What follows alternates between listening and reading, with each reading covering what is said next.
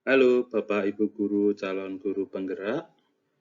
Kali ini berjumpa lagi dengan saya, Julius Kinta Kanisya, calon guru penggerak SMK Katolik Santo Mikael Surakarta.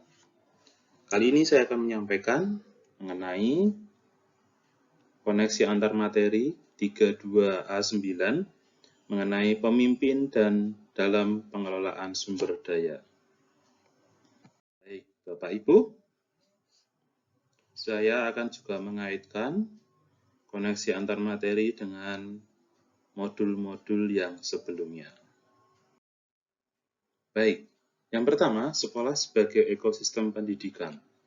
Ini adalah merupakan suatu bentuk interaksi antara faktor biotik, unsur yang hidup, misalkan manusia, tumbuhan, dan seterusnya, tanaman mungkin, dengan faktor abiotik, unsur tak hidup. Nah, ini bangunan, ya. Ada gedung, sarana prasarana, dan seterusnya. Kemudian, apabila dikelola dengan tepat, sumber daya tersebut akan sangat membantu proses kegiatan pembelajaran dan juga meningkatkan devisa sekolah. Nah, untuk kasus SMK, itu mempunyai teaching factory, lalu LSP, dan sebagainya. Ini juga bisa meningkatkan devisa sekolah tentunya, untuk kesejahteraan bersama. Baik, lalu terdapat dua pendekatan yang digunakan dalam mengelola sumber daya, yaitu mengenai pendekatan yang pertama adalah pendekatan berbasis kekurangan atau masalah. Nah, ini adalah cara pandang yang negatif. Sedangkan pendekatan yang kedua adalah pendekatan berbasis kekuatan atau aset. Nah, ini adalah cara pandang positif.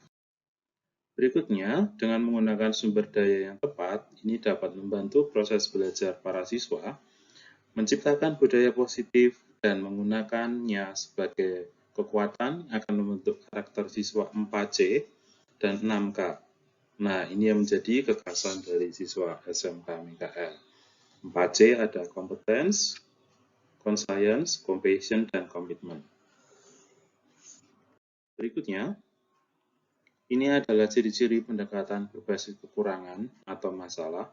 Yang pertama, berkutat pada masalah utama, lalu fokus pada masalah dan isu, mengidentifikasi kebutuhan dan kekurangan, selalu bertanya apa yang kurang, lalu fokus mencari bantuan dari sponsor atau institusi lain, merancang program atau proyek yang dapat menyelesaikan masalah, dan mengatur kelompok yang dapat melaksanakan tugas. Kalau yang ciri pendekatan berbasis kekuatan atau aset, yang pertama, fokus pada aset dan kekuatan, lalu membayangkan cita-cita, lalu berpikir tentang kesuksesan yang telah diraih dan kekuatan untuk mencapai kesuksesan tersebut. Lalu berikutnya, mengorganisasikan kompetensi dan sumber daya, nah ini untuk menguatkan, okay. Lalu merancang sebuah rencana berdasarkan visi dan kekuatan. Jadi ini sekolah merancang visi-visi dari kekuatan yang ada. Lalu setelah visi itu visi itu bisa diwujudkan dalam bentuk yang nantinya aksi nyata. Nah, aksi nyata ini sudah diprogramkan oleh sekolah. Lalu berikutnya ada pemetaan 7 aset. Nah, ini dari aset modal, modal sosial, modal manusia, modal fisik, modal lingkungan, modal finansial, modal politik, dan juga modal agama atau budaya. Nah, berikutnya, yang dapat menjadi pemimpin dalam pengelolaan sumber daya adalah seseorang yang mampu menjadikan sumber daya yang ada di sekitarnya menjadi bermanfaat dan digunakan sebagai hal positif di dalam menunjang proses pembelajaran. Baik, saya akan mengaitkan mengenai proses yang ada di sini. Yang pertama, hubungan dengan filosofi Ki Hajar Dewantara adalah menuntun segala kekuatan kodrat yang ada pada anak agar dapat mencapai keselamatan dan kebahagiaan setinggi-tingginya, baik sebagai manusia maupun sebagai anggota masyarakat. Lalu berikutnya, Guru harus cerdas dalam mengelola dan menggali kemampuan muridnya, menyesuaikan dengan kodratnya agar dapat nyaman dan bahagia dalam proses pembelajarannya. Berikutnya, hubungan dengan nilai dan peran guru penggerak. Nilai-nilai guru penggerak adalah pertama, berpihak pada murid, mandiri, reflektif, kolaboratif. Lalu peran guru penggerak adalah pemimpin pembelajaran mewujudkan kepemimpinan pada murid. Nah, kedua nilai dan peran ini dapat menjadi nilai yang positif yang dapat digunakan untuk mengelola sumber daya atau aset agar tepat guna dalam penggunaannya. Berikutnya, hubungan dengan pembelajaran yang berdampak pada murid.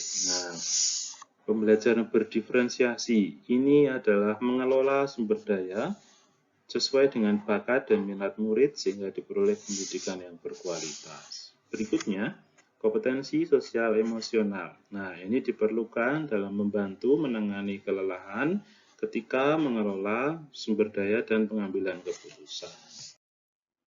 Berikutnya, hubungan dengan coaching. Nah, coaching ini sangat diperlukan untuk menggali permasalahan dan potensi dari coachee sehingga solusi dari masalah muncul dari diri sendiri. Karena aset itu adalah sumber daya yang luar biasa. Hubungan dengan dilema etika. Nah, prinsip pengambilan keputusan dan 9 tahapan pengujian pengambilan keputusan ini menurut saya adalah suatu hubungan yang sangat tepat sekali karena pengambilan keputusan yang bertanggung jawab ini dapat mengelola sumber daya agar tidak keluar dari norma dan tata tertib yang telah ditetapkan bersama. Lalu hubungan dengan inquiry apresiatif baca, ini adalah langkah-langkah penting yang dilakukan pemimpin pembelajaran dalam mengelola sumber daya agar dapat mencapai visi dan misi sekolah. Jadi ini adalah step-stepnya, langkah-langkah pentingnya.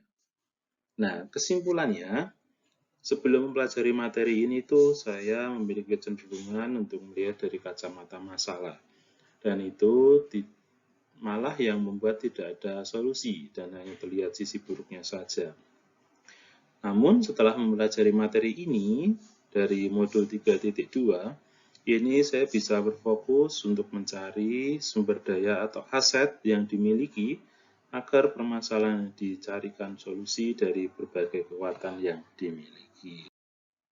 Nah, ini tahapan perubahan yang akan dilakukan, yaitu peningkatan kualitas belajar para siswa melalui media Moodle e-learning. Nah, ini akan menggunakan tahapan bagja. Pertanyaan utama. Ini adalah tahapan pertama, buat pertanyaan utama. Pertanyaan, bagaimana gaya belajar para siswa? Berapa banyak siswa yang melakukan belajar di rumah? Lalu bagaimana pemanfaatan teknologi untuk pembelajaran? Dari pertanyaan itu muncul tindakan. Yang pertama, semua guru melakukan riset gaya belajar para siswa. Nah, dengan memanfaatkan aset yang dimiliki.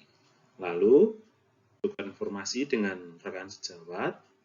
Lalu, semua guru melakukan upgrading teknologi gaya belajar. Berikutnya, ambil pelajaran. Nah, dari pertanyaan yang pertama, apa manfaat penggunaan teknologi untuk pembelajaran? Nah, ini tindakan yang dilakukan adalah melakukan riset digital dalam penggunaan teknologi pembelajaran. Lalu pertanyaan yang kedua, metode pembelajaran apa yang paling cocok diterapkan untuk siswa SMK Mikael? Nah, paling cocok adalah melakukan project based learning. Ini kan juga ada di kurikulum Merdeka Belajar. Tentunya dengan berkolaborasi antar mapel dan menggunakan sumber daya yang lengkap di sekolah. Berikutnya, gali mimpi. Pertanyaan yang pertama, bagaimana penerapan teknologi di SMK Mikael? Nah, ini tindakannya adalah semua guru melakukan riset teknologi untuk pembelajaran. Lalu, bagaimana peran guru ketika menggunakan teknologi pembelajaran terkini? Nah, tindakannya adalah bertukar informasi dengan rekan sejawat. Lalu, bagaimana potensi para siswa ketika menggunakan pembelajaran berbasis teknologi? Nah, ini punya tindakan ini dengan menggunakan coaching nanti. Nah, menggali potensi para siswa dengan memanfaatkan teknologi. Lalu, jabarkan rencana.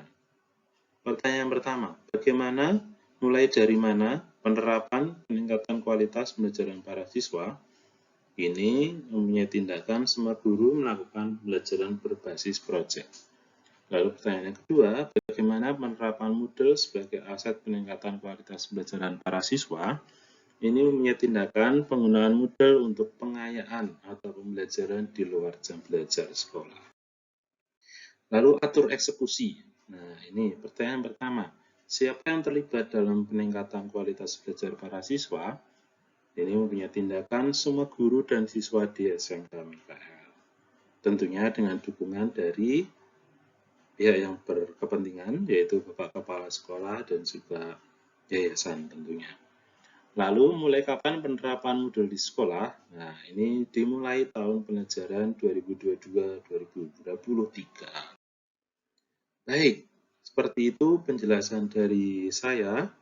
Semoga penjelasan dari saya ini dapat mengoneksikan dari materi filosofi Gadget Dewantoro sampai kepada materi pengelolaan sumber daya. Terima kasih, salam guru penggerak.